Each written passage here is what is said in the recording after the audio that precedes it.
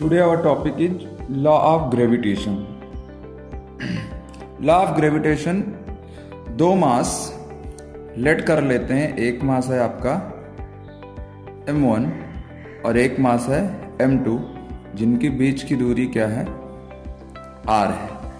जैसा कि मैंने आपको ऑलरेडी बताया था कि दो मास के बीच हमेशा एक फोर्स लगता है जिसे हम क्या कहते हैं, ग्रेविटेशनल फोर्स। तो ग्रेविटेशनल फोर्स की वैल्यू कितनी होती है, इसको डिफाइन करने के लिए लॉ ऑफ ग्रेविटेशन बनाया गया। लॉ ऑफ ग्रेविटेशन दो भागों में है। पहला नियम कहता है कि the force between two mass m1 and m2 is directly proportional to product of mass. जैसे कि जो फोर्स ये होगा F, ये डायरेक्टली प्रोपोर्शनल किसके होगा, मास m1 और m2 के प्रोडक्ट के। इसका मतलब जब डायरेक्टली प्रोपोर्शनल हम लगाते हैं, कहने का मतलब ये है कि पहली क्वांटिटी के बढ़ने से दूसरी क्वांटिटी भी इंक्रीज होगी। दैट्स मीन अगर हम दूरी को फिक्स कर दें और मास m1 को बढ़ाते चले जाएं, ये मास मान लो 2 kg है, इसे 10 kg कर दो, फिर 30 kg कर दीजिए, फिर 100 kg कर दीजिए। इस तरह से जैसे जैसे मास को बढ़ाएंगे वैसे वैसे इस फोर्स F की वैल्यू बढ़ती चली जाएगी।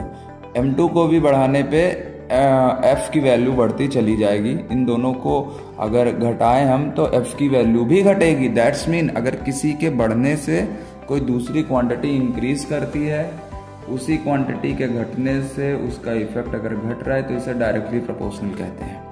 तो फोर्स F क्या हो जाएगा, directly proportional m1 and m2 के। इसका साफ मतलब होगा कि मास m1 या m2 को बढ़ाइए, m1 m2 साथ में बढ़े या m1 ही बढ़े, m2 फिक्स रहे या m2 बढ़े m1 फिक्स रहे, हर कंडीशन पे फोर्स की वैल्यू क्या होगी, बढ़ेगी। और इसका उल्टा भी सही है कि अगर मास घटने लगेगा तो फोर्स भी घटेगा।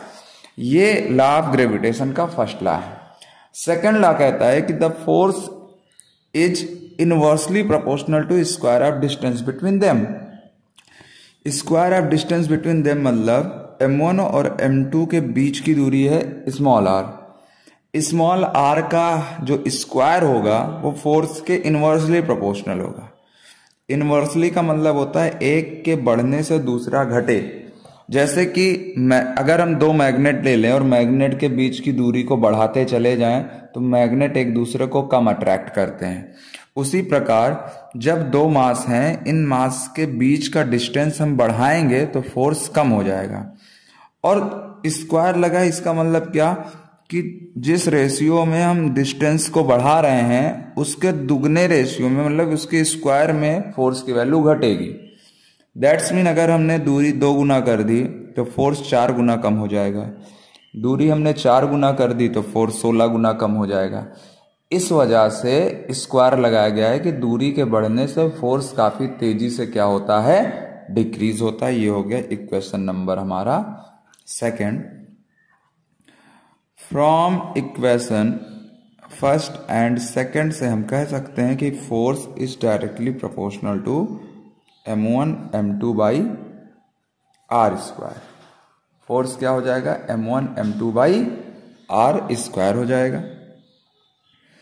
अब अगर डायरेक्टली प्रोपोर्शनल हटाते हैं तो हम एक कांस्टेंट लगाएंगे तो F इज इक्वल टू क्या हो जाएगा, capital G m1 m2 by r square है, जहां पे कैपिटल G को एक कांस्टेंट माना गया है और इस कांस्टेंट की वैल्यू होती, इस कांस्टेंट को कहते हैं यूनिवर्सल ग्रेविटेशनल कांस्टेंट। मतलब सिर्फ और सिर्फ अर्थ पे नहीं, पूरे यूनिवर्स में ये जो कांस्टेंट है ये हमेशा क्या होता है, फिक्स होता है। और G की वैल्यू होती है 6.67 इंटू 10⁻11 न्यूटन मीटर स्क्वायर पर किलोग्राम स्क्वायर।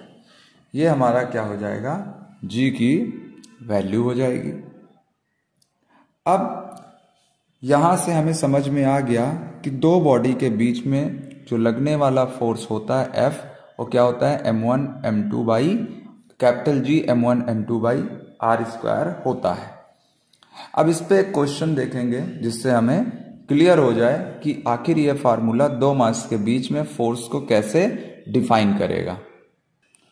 क्वेश्चन ये है, find the gravitational force between to masses 5 kg and 15 kg separated 5 centimetre away. इसका सोल्यूशन देखते हैं। दो मास है हमारे पास, M1 है 5 kg और M2 है 15 kg। इनकी बीच की दूरी R है 5 सेंटीमीटर। 5 सेंटीमीटर को हम क्या लिख सकते हैं, 5 × 10⁻² मीटर। इनके बीच में हमें फोर्स फाइंड करना है, तो फार्मूला क्या लगाएंगे, capital G M1 M2 by R square. Capital G की वैल्यू हम क्या रखेंगे, 6.67 × 10⁻11। मास की वैल्यू है 5 kg, इधर है 15 kg और बीच की दूरी कितनी है, 5 × 10⁻² मीटर। तो इसका स्क्वायर भी हमें करना है, तो ये दो बार हम लिख देंगे 10⁻²। 5 × 1 = 5, 5 × 1 = 5 कैंसिल, 5 × 1 = 5, 5 × 3 = 15। यह आएगा 6.67 × 3 × 10⁻11। और देखिए यहाँ पे 10⁻² ऐड होकर -4 होंगे, और अगर ये ऊपर आता है तो क्या हो जाएगा, +4। 6.67 × 3 को अगर मल्टीप्लाई करेंगे तो आएगा 20.01 × 10⁻, देखिए -11 है और 4 है, तो ये हो जाएगा -7, या इसको लिख सकते हैं 2 × 10⁻6 न्यूटन।